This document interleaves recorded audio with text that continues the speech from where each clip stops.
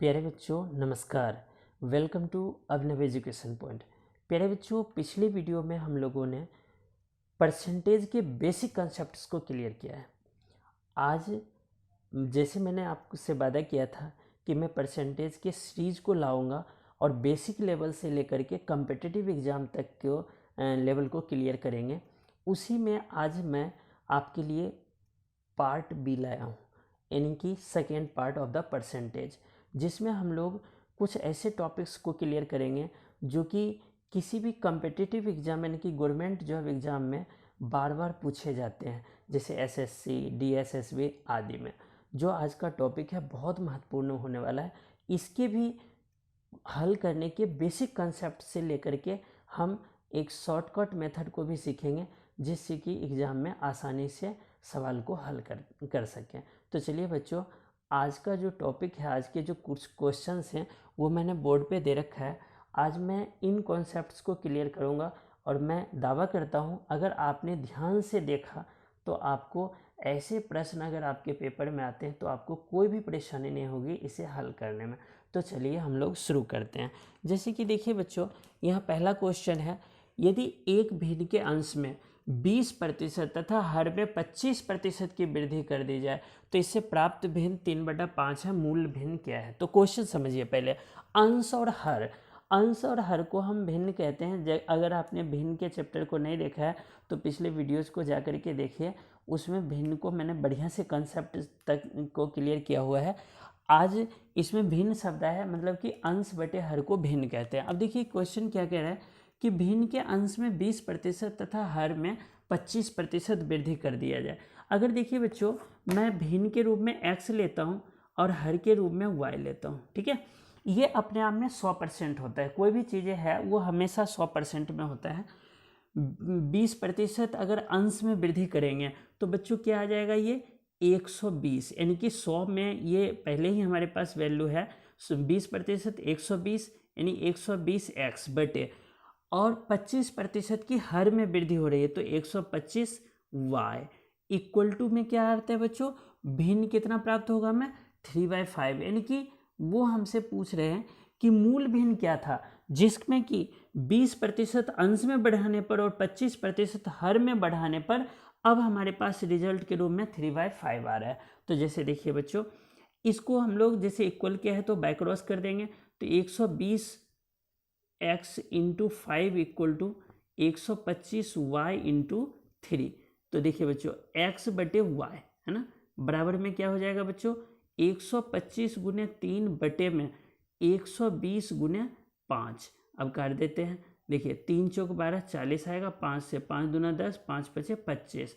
अब देखिए 5 पचे 25, 5 अठे 40, यानी कि मूल भिन्न क्या था बच्चों, 5/8। यानी 5/8 में 5 में अगर 20% की वृद्धि किया और 8 में 25% की वृद्धि किया तो हमारे पास क्या रिजल्ट आया था, 3/5। यानी 3/5 देके हमसे ये मूल भिन्न पूछा गया था। तो आई होप कि क्लियर हो गया होगा। जैसे आप इसको x y ना भी माने तो आप कर सकते हैं। मूल भिन्न क्या है बच्चों, 3/5 है ना।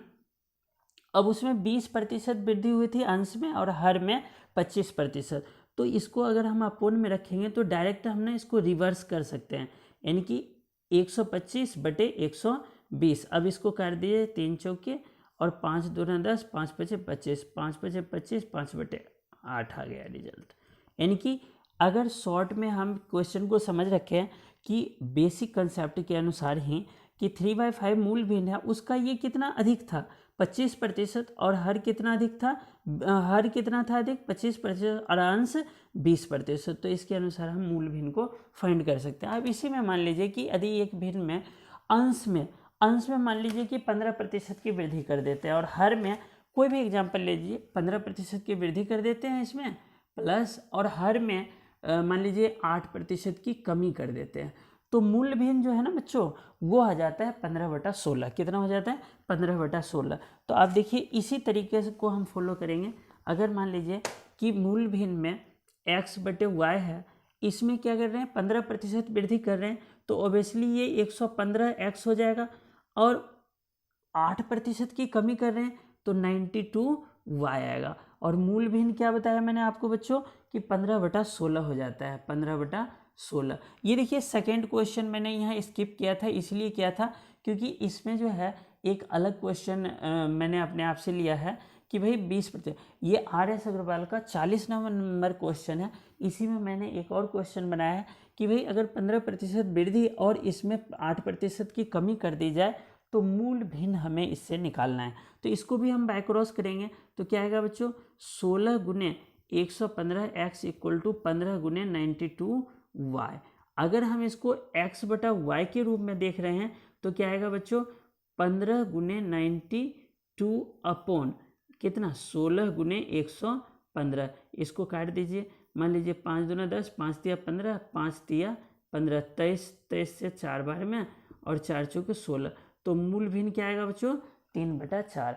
आई होप कि ये कंसेप्ट जो है 2 एग्जाम्पल्स के साथ आपको समझ आ गया होगा कि कभी भी भिन्न के अंश में या हर में वृद्धि या कमी, किसी में भी वृद्धि किसी में भी वृद्धि कमी की जाए और अगर आपको वो कोई भिन्न वृद्धि या कमी करने के बाद दिया हो तो मूल भिन्न निकालना हो तो आप इस कंसेप्ट के द्वारा उसको ईजिली आसानी से हल कर सकते हैं। अब इसका हम सेकेंड पार्ट लेते हैं बच्चों, क्वेश्चन नंबर 3 जो कि RS अग्रवाल का 44 नंबर क्वेश्चन है कि एक संख्या में 10% वृद्धि करने के बाद बढ़ी हुई संख्या में 10% कमी करने पर प्राप्त संख्या क्या होगा। मूल संख्या के बराबर है, मूल संख्या से एक अधिक है।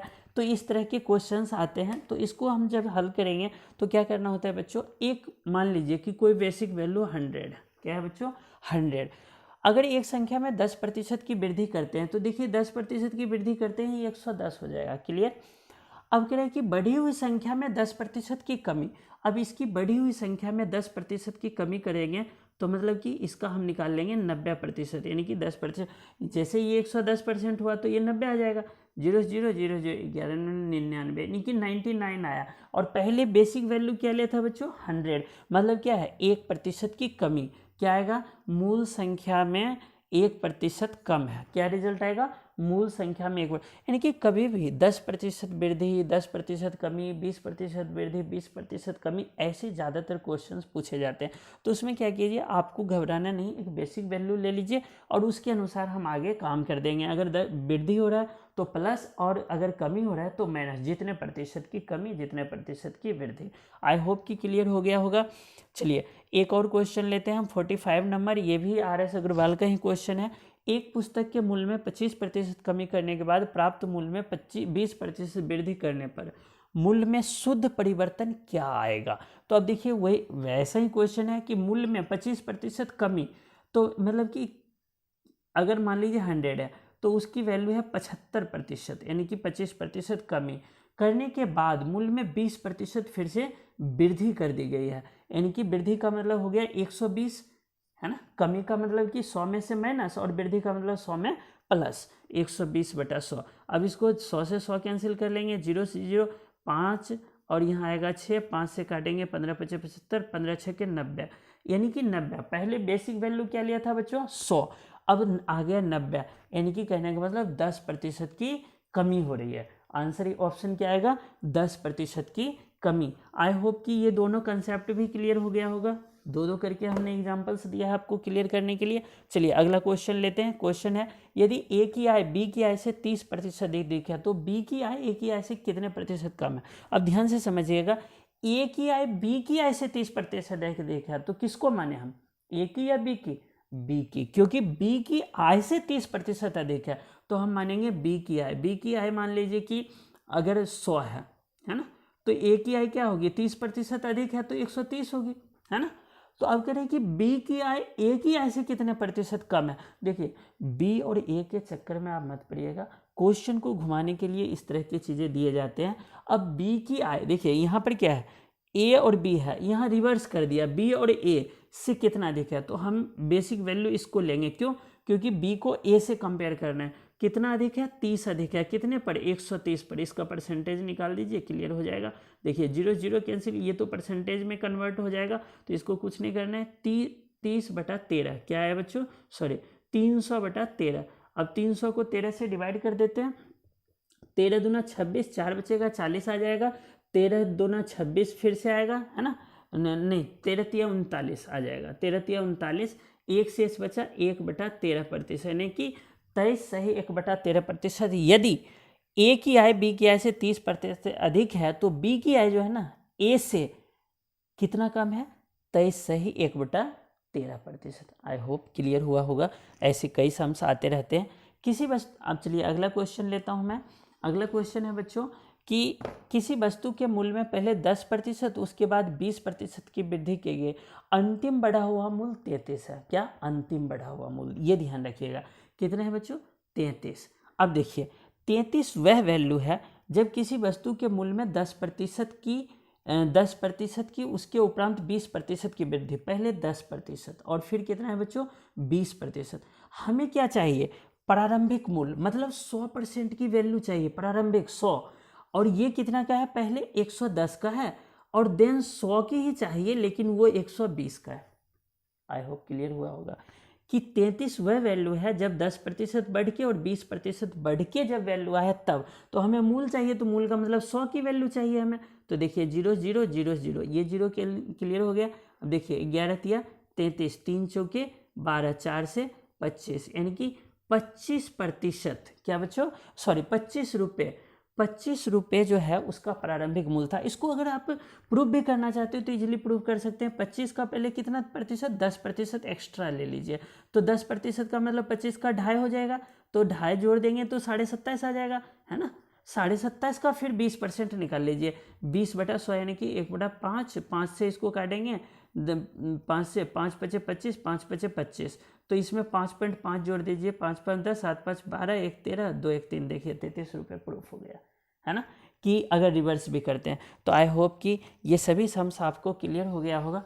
अब एक एग्जाम्पल के तौर पर मैंने ऐसे ही एग्जाम्पल लिया है कि मान लीजिए कि चीनी है, गेहूं है, किसी भी चीज़ की कीमत है कि चीनी की कीमत अगर 40% बढ़ा दिया जाए तो गेहूं की चीनी की कीमत खपत में कितनी कमी की जाए कि बजट पर कोई असर ना पड़े। तो ऐसे सम्स आते हैं, जैसे मान लीजिए कि चीनी के भाव में 40% वृद्धि होने पर किसी परिवर्तन को मतलब कि चीनी की वार्षिक खपत कितने प्रतिशत कम करनी होगी जिससे परिवार का खर्च ना बढ़े।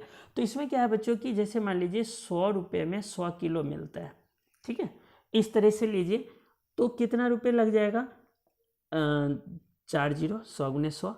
अब क्या है कि 40% की वृद्धि हुई है। 40% की वृद्धि का मतलब क्या है कि जो 140 हो गया 100 की चीज़ें, अब इसमें कितनी की कमी की जाए, है ना, खपत में। ये केजी में है 100 केजी और ये रुपए में है और कुल ये खर्चा है ना। तो कितनी कमी की जाए कि खर्च इतना ही रहे, ना बढ़े ना घटे। तो सिंपल है, 140 को 100 से गुना करेंगे, 00 आ जाएगा, घटा 140x इक्वल टू कितना आएगा बच्चों, 10,000। अब क्या है कि -140 x बराबर 10,000 में से 14,000 घटाएंगे तो 4,000 आएगा। माइनस का वो भी माइनस माइनस कैंसिल, x बराबर में 4,000 बटे में क्या कर देंगे बच्चों, 140। 4,000 बटे में 140 यानी कि 14,000 आया और ये 10,000 आया। ओके, तो 140। अब देखिए कैंसिल 0 0, 14 से 7 ये हो जाएगा, ये 200 आएगा। 7 से डिवाइड दे दीजिए, 7 दूनी 14, 60, 7 8 56 और 4 बटे में 7, यानी 28 सही 4/7% की कमी की जाएगी, ताकि ना मतलब कि खर्चा बढ़े और ना ही कम हो, बराबर में रहे वार्षिक। तो आई होप कि समझ आया होगा। अगर आप लोगों ने अभी तक वीडियो देखा है तो आप मेरे लिए स्पेशल हैं और आप इशारा समझ सकते हैं। अगर आपको वीडियो अच्छा लगा हो तो नमस्कार।